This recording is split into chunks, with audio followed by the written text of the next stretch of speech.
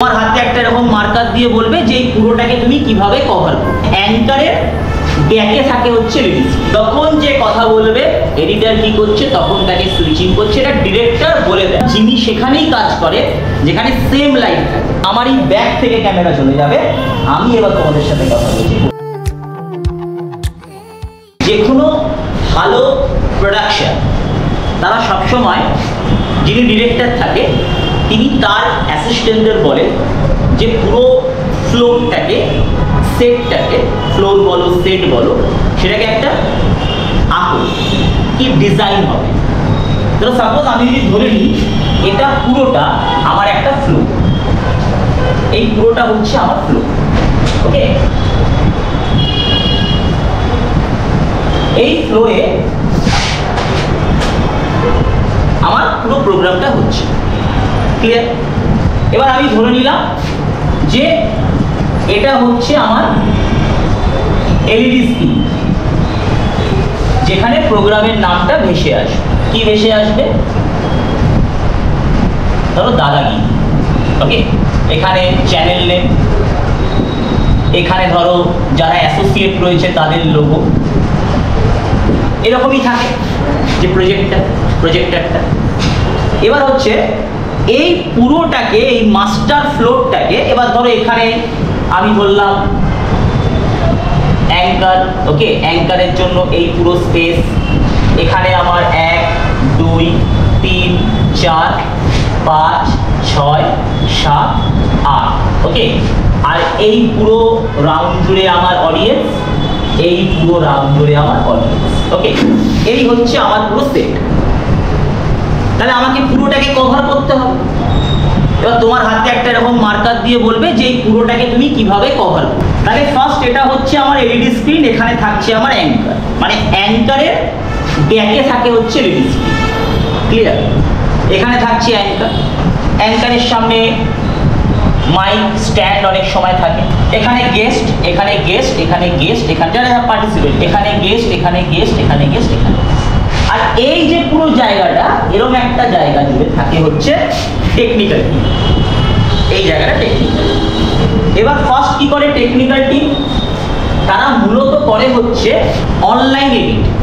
তারা online edit করে, যেটা আগে রেকর্ড, এখন আগে কি হতো, এখন রেকর্ড হলো যেটা সিরিয়াল সিনেমাতে হয়, নিউজে হয়, সেটাকে পরে এডিট করা হয়। বাট তারা কিন্তু এখানে লাইভ এডিয়ার মানে এডিট করে। ধরো সাপোজ ধরো এটা হচ্ছে ধরো জিমি ক্যামেরা, ওকে। এই জিমি ক্যামেরা কি করছে, ও পুরো এস্টাবলিশমেন্ট শটটাকে নিচ্ছে। এই জিমি ক্যামেরা টপেও নিতে পারছে, আবার লোতেও নিতে পারছে, পাচ্ছে তো। জিমি একবার উঠছে, একবার নিচ্ছে। এইটা চলে এলো এরকম মনিটর থাকে,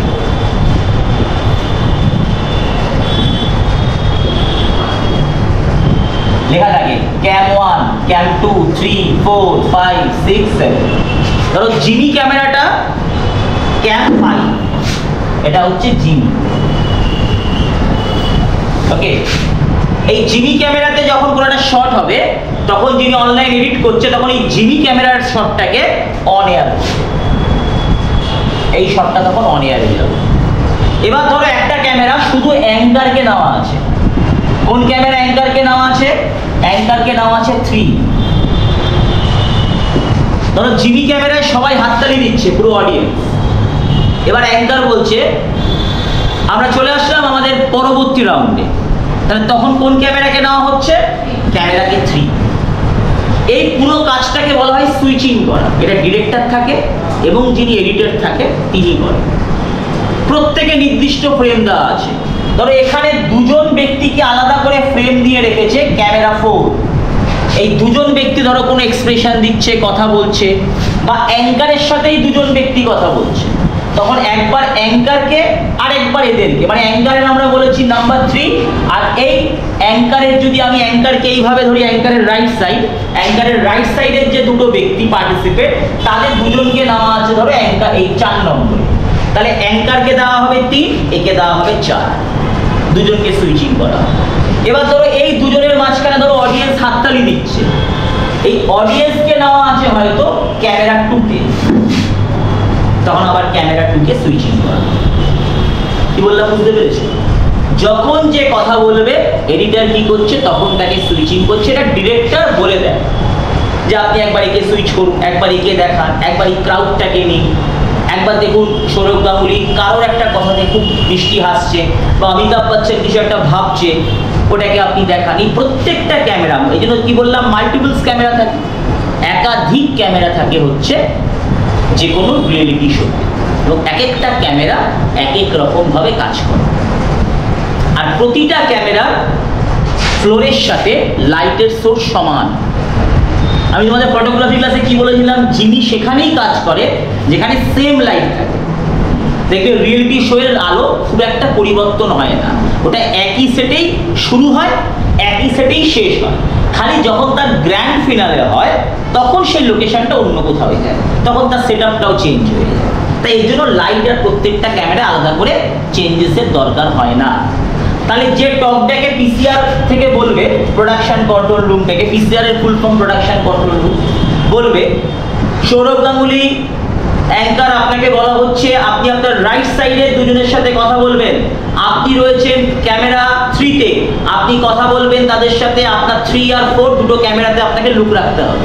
তাহলে সৌরভ গাঙ্গুলি লুক রাখবে তার ক্যামেরাতে, আর মাঝে মাঝে 4 কিন্তু একবার এখান থেকেও নেবে, একবার সামনে থেকেও নেবে, দুটো পাশ থেকে নেবে। তার সামনে থেকে নিলে কি হবে, এদের ফ্রন্ট পাবে, আর ব্যাক থেকে নিলে এরা যে এর সাথে কথা বলছে এটাকে এস্টাবলিশ করা যাবে। কি বললাম বুঝতে পেরেছো? ধরো আমার যদি ফ্রন্ট নেয়, ধরো সাপোজ এটা হচ্ছে ক্যামেরা ধরো আমার ফ্রন্টে নিয়ে কথা বলছি, তাহলে কি বোঝা যাচ্ছে আমি কার সাথে কথা বলছি, তোমাদের সাথে। এবার আমি তোমাদের সাথে কথা বলি, তোমাদেরকে তো দেখাতে হবে, তখন আমারই ব্যাক থেকে ক্যামেরা চলে যাবে, আমি এবার তোমাদের সাথে কথা বলছি, কোথাকে দেখা। তাই সৌরভ গাঙ্গুলিকে ইনস্ট্রাকশন দেওয়া হয় যে আপনার এখন সিঙ্গেল আছে, সিঙ্গেলের সময় ক্যাম্প 3 তে আপনি লুক দেবেন। বলে দেয় যে গেস্ট আপনাদের এবার সিঙ্গেল আছে, গেস্টের সামনে ক্যামেরা চলে এলো, গেস্টের দিকে তাকালো, এবার যখন এ আর এদের 3 জনের কনভারসেশন দেখানো হচ্ছে, তখন ক্যাম্প 4 চলে আসবে এখানে, তখন সৌরভ গাঙ্গুলির লুকটা কিন্তু এদের দিকেও থাকবে, মাঝে মাঝে ক্যাম্প 4 এর দিকেও থাকবে।